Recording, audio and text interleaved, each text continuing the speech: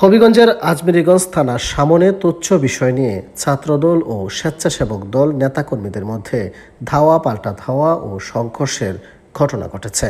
এতে উভয় পক্ষের অন্তত ২০ জন আহত হয়েছেন। বৃহস্পতিবার সন্ধ্যা ৭টায় আজমেরীগঞ্জ থানার সামনে দুপক্ষের মধ্যে ঘণ্টাব্যাপী ধাওয়া পাল্টা ধাওয়া ও সংঘর্ষের ঘটনা ঘটে। এ সময় ব্যাপক ইটপাটকেল ছোড়াছুড়ি হয়।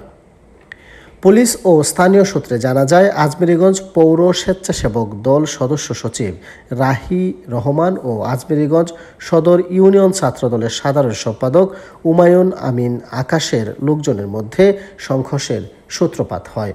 এ সময় উভয় পক্ষের মধ্যে ঘণ্টাব্যাপী ধাওয়া পাল্টা ধাওয়া ও ইটপাটকেল চোরাচুরি হয়। আহত হন অন্তত ২০ জন। তবে কি নিয়ে সংঘর্ষের ঘটনা ঘটেছে তা নিশ্চিত করতে পারেনি পুলিশ। স্থানীয়রা বলছেন, ফেসবুক স্ট্যাটাসকে কেন্দ্র করে সংঘর্ষের ঘটনা ঘটে।